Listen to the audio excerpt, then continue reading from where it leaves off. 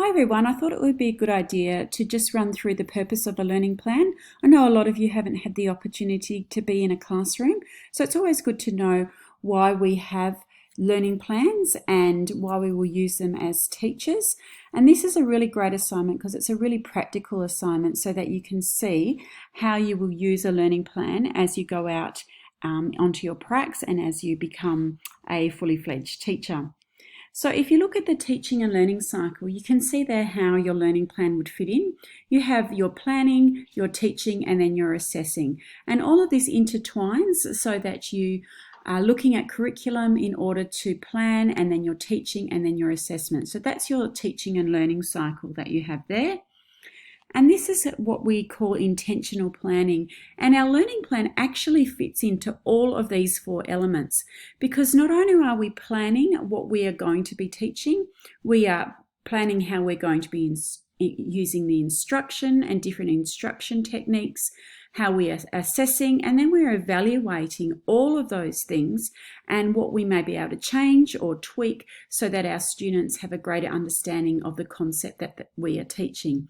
So it's really important that you have a good understanding of where your learning plan fits in and that it's really clear in regards to your planning and your instruction and your evaluation and how you are going to assess as well. That's a really important part of a learning plan.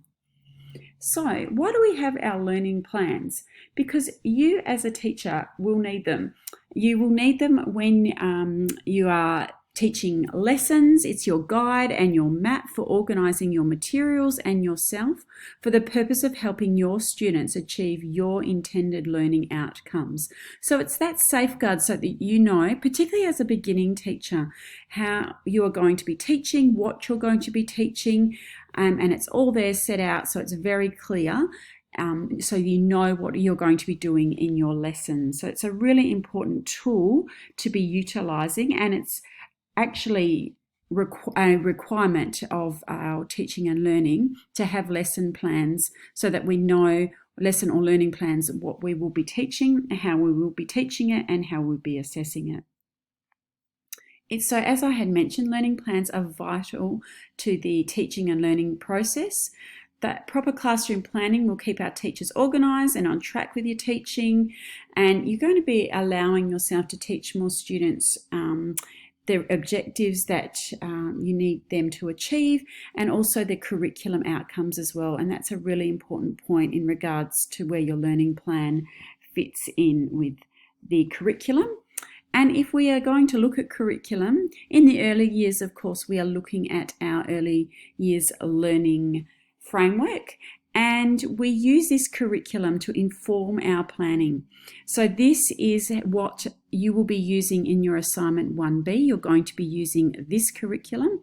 So these are the outcomes that you will be looking at in regards to your learning plan for this assignment. So that's really important to note. Obviously, when you're out in the classrooms in different year levels, you may use different curriculum. In fact, you will use different curriculum, but for the purpose of this assignment, we're going to be using the early years learning framework. And here are our learning outcomes here. So when you plan your learning plan for assignment 1B, you will choose which one of these learning outcomes fits the best into your lesson that you have planned. Now, you may have one or two.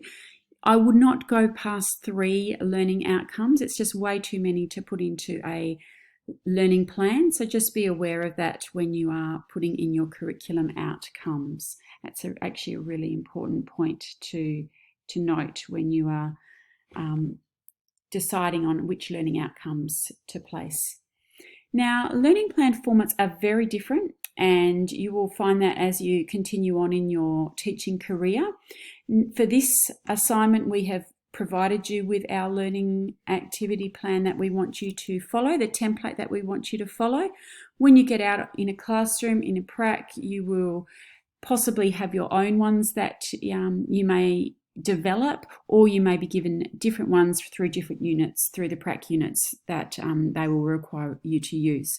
So I know that the other girls are going to be going through the different components of the learning plan. So I'm just giving you a little look at what the formats are and just discussing that you can get different types of learning plans.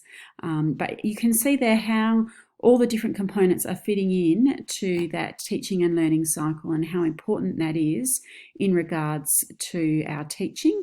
Now, obviously, when you're out in prac, you won't see a reference list.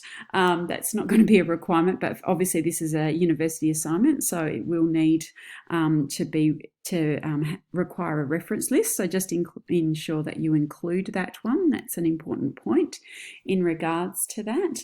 And remember that a learning plan also, the purpose of that is that if you are unwell or something happens, that they're right there ready to be picked up so that another teacher can use that learning plan and know exactly what needs to be taught in that lesson. So you need to be quite explicit in what you are wanting to teach and how you are going to teach it when you are creating your learning plan, because if something happened to you, you fell ill, or you couldn't make it to school on that particular day, another teacher needs to be able to pick it up and know exactly what they will need to be doing in order to teach your lesson. So that's a really important point to remember. So make sure that you watch the other Collaborate videos. Like I said before, there's going to be a few of them for this teaching period, and join us for our live question and answer Collaborate sessions. We're going to run 2 of those just so that you can gain a better insight into some of the different parts of the learning plans. And make sure you come with your questions, because it's going to be a very interactive session. And I hope that has given you a little bit of an overview in regards to learning plans and why we have them. Thanks for listening. Bye for now.